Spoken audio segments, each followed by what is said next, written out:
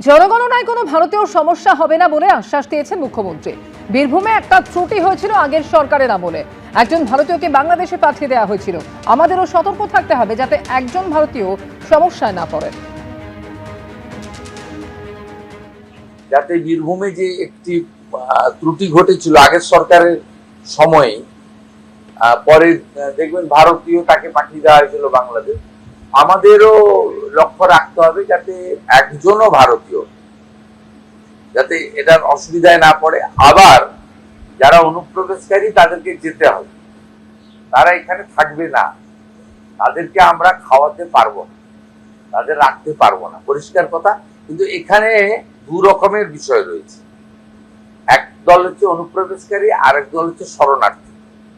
এবং citizenship amendment অ্যাক্টের আওতায় যে সমস্ত আমাদের কমিউনিটিগুলোর কথা বলা আছে, হিন্দু, শিখ, খ্রিস্টান, জৈন, পার্সি, বুদ্ধিস্ট, তারা কিন্তু অবৈধ অনুপ্রবেশকারীর পর্যায়ে পড়ে না, তারা শরণার্থীর পর্যায়ে পড়ে।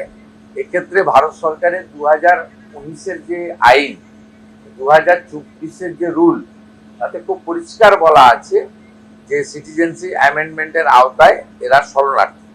1 সেপ্টেম্বর 2025 ভারত সরকার আরেকটি নোটিফিকেশন বের করে, যাতে বলেছে 31/12/2024-এর মধ্যে যারা প্রাণের জন্য বা ধর্ম বাঁচানোর জন্য বাংলাদেশ থেকে এই দেশে এসেছে বা এই রাজ্যে এসেছে, তাদের বিরুদ্ধে কোনো মামলা হবে না, তাদেরকে পুলিশ হয়রানি করতে পারবে না।